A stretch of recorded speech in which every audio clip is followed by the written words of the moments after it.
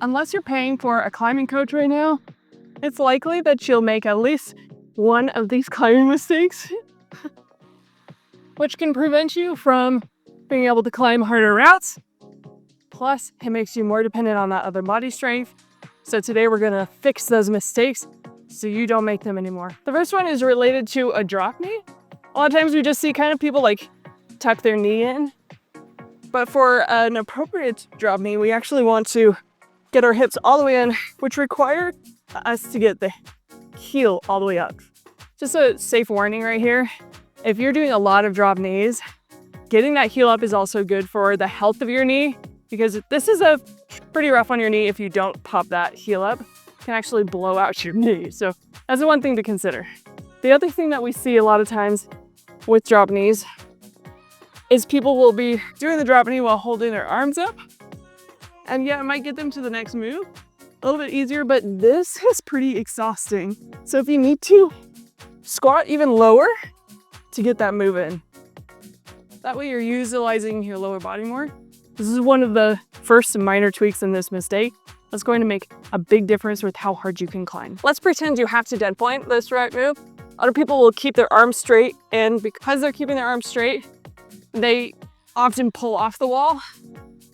And so what they need to do is either go sideways, or sometimes it's okay if you bend your arm to get to the next move. So just make sure that if you are dead pointing, it's okay to bend your arm, but also if you're gonna keep your arm straight, swing out to the sides to give you that benefit of the arc. Okay, before we get into the next set of mistakes, I need to sit down because, my feet are sore. These are brand new shoes, so they still need to be broken in. Gotta love break-in days.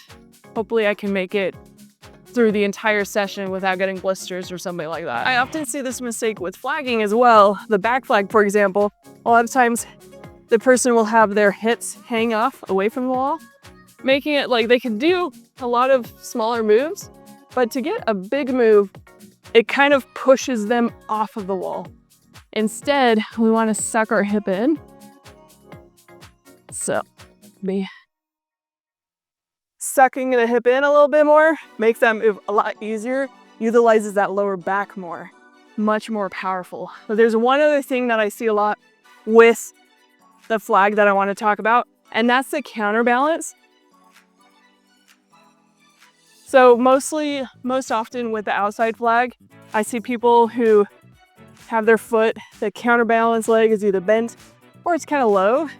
But when you're making a really big move, you actually need to engage your core more. Getting that counterbalance up will help.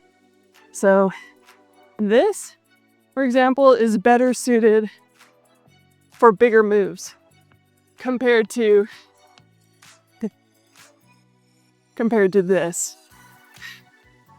That counterbalance makes a really big difference. With the rockover, I see a lot of people pulling with their arms in, and pretty much their legs are just hanging out to balance them.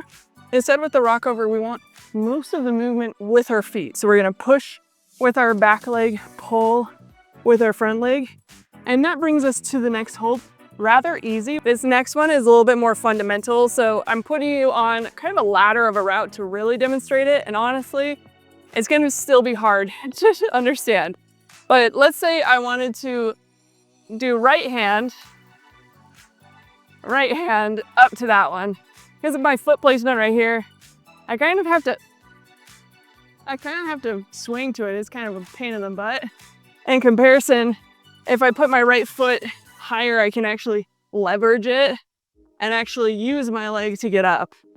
So it's a minor tweak to this same hand, same foot that makes a huge difference with your climbing. So this next one is regaining your hips. When we're on the slab, which means that the wall's kind of leaning forward a little bit, not overhanging, a lot of times I'll see people twisting like this, and it might be a little bit hard to see because these are rather big holds, but twisting out on this foot, it's really small surface.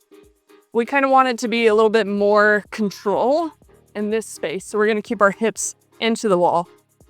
And that'll be more like this. And yes, if you are not very flexible this way, it's gonna be harder. But on the slab, it's important to try and use that open hip position for more stability and movement sideways. In comparison, keeping my hip square here kind of pushes me away from the wall. So in this case, because the wall's leaning back a little bit, twisting my hips in a little bit actually makes it easier to make the move. And similar to the problem we had with flagging, instead of letting your hips hang out, try and get them in if you are going to be doing Frogger, or get them in if you're going to be twisting, giving you a lot more distance to reach for the next hold. The other thing is actually, instead of driving with your hands, driving with your hips.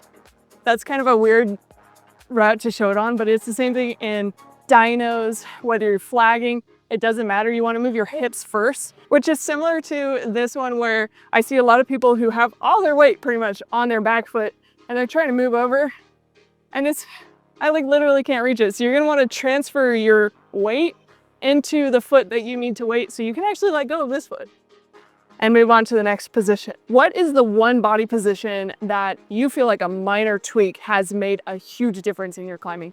We all want to know, so go ahead and share it in the comments below. Sometimes when you're making a move, you want to be as efficient as possible. So you might like think about popping in a toe hook or something like that to move the hand. And oftentimes the toe hook is more efficient, but in this case, it was actually pretty hard to hold this position. Instead, it's easier for me just walk my feet over and do a back flag. The heel hook is often a great move to pull your body in the direction that you need to go with less effort than putting my toe, in this case, trying to toe over. But that's not always the case. This is a great example. I see a lot of climbers stick their heel on and move over, but because they're using their heel, they have to pop the heel off, then they have to switch to a toe. In comparison, they could have started with the toe. Let's get up to that spot again. They could use the toe, they could even invert the toe, and now the foot can just pivot. You don't have to make multiple moves. Sometimes the heel hook actually causes problems. I've seen a lot of climbers do this where they're like hand matching constantly. And sometimes that's okay, and sometimes that's necessary. But actually, a lot of times, it means that you're not reading the route properly. Because we took a moment on this route, you would have known it's right hand, left hand cross. This video takes a lot longer because I have to take my shoes on and off to walk from one section to the next. But it hurts. Anyone that's broken in shoes, which is all of you, knows that it's kind of painful. All right, so this one, we're gonna talk about something that's really crucial when you'll have one foot. And it's related to this smearing foot. So I see a lot of people on this route specifically really struggle because they aren't actually putting weight in the smearing foot. Instead, they're just relying on the one foothold. So when you are smearing, you want to get as much purchase on the wall as possible. In this case, there's this little dip. So I have to open up my hip more to put more rubber on it. That helps a lot. This versus this gives me a lot more weight that I can put in that foot. Next time you go climbing, film yourself on a couple of different routes, easy routes, medium routes, hard routes, and then watch this video next to it. It'll make it a lot easier to identify those mistakes you may not have even realized you were making. We see climbers, they grab a hold and then they stick it and then they move, and then they stick, and then they move. Instead, I want you to consider the momentum and like continuing momentum. Using your leg a little bit saves a lot of energy and prepares you when you need a little bit more energy. It's not always the case though, because sometimes routes like this, especially on slab, I need to have a little bit of stability before I move. Otherwise, I'll slip off with that momentum and flow. So instead of reverting to whatever flow or static you prefer or are comfortable with, revert to whatever the route requires. That will spend less energy for you and help you climb harder routes. It's like blistering, I can feel it already. which means I've only got a couple more rounds in me before I need to finish.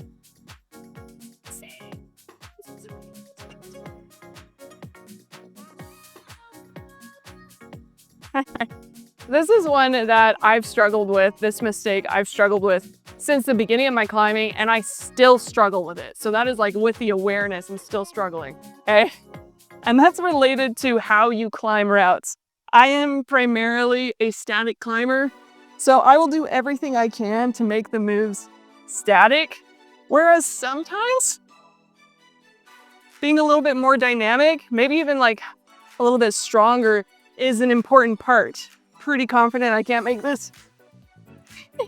Okay, actually I was pretty close. So the trick here is, instead of forcing this to be static, I want to do this 10 times, practicing that dynamic movement. It's going to be much more worth my time than figuring out the static way to do it, because this is meant for a dynamic move.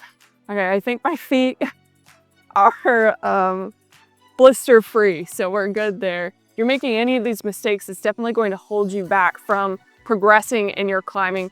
But unfortunately, there are 5 habits climbers unintentionally developed that totally destroy your progress. So go check out this video so you can correct those habits right now.